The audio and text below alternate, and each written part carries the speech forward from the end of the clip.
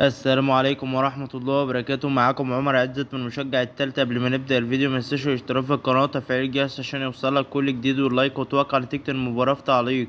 موعد مباراة الزمالك القادمة أمام مودرن فيوتشر في الدوري والقنوات الناقلة والترتيب. يواجه الزمالك نظيره مودرن فيوتشر في 7 مساء الخميس المقبل باستاد القاهرة الدولي ضمن منافسات الجولة الرابعة والعشرين لمسابقة الدوري المصري.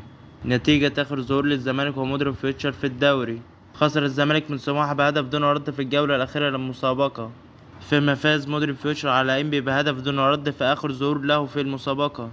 ترتيب الزمالك ومودرن فيوتشر في الدوري المصري: يحتل الزمالك المركز السابع عشر برصيد 24 نقطة بعدما لعب 15 مباراة، حقق 7 انتصارات و3 تعادلات وتلقى 5 هزائم، وسجل لعبه 23 هدف وتلقى شباكه 15 هدف. فيما يحتل مودرن فيوتشر المركز التاسع برصيد 30 نقطة بعدما لعب 21 مباراة وحقق 7 انتصارات و9 تعادلات وخسر 5 مرات، وسجل لعبه 21 هدف وتلقى شباكه 17 هدف. القنوات الناقلة لمباراة الزمالك ومودرن فيوتشر في الدوري المصري: تنقل قناة اون تايم سبورتس مباراة الزمالك ومودرن فيوتشر في الدوري المصري. وده آخر أخبار. متنساش الاشتراك في القناة وتفعيل الجرس عشان يوصلك كل جديد، ولايك وتوقع نتيجة المباراة في تعليق. والسلام عليكم ورحمة الله وبركاته.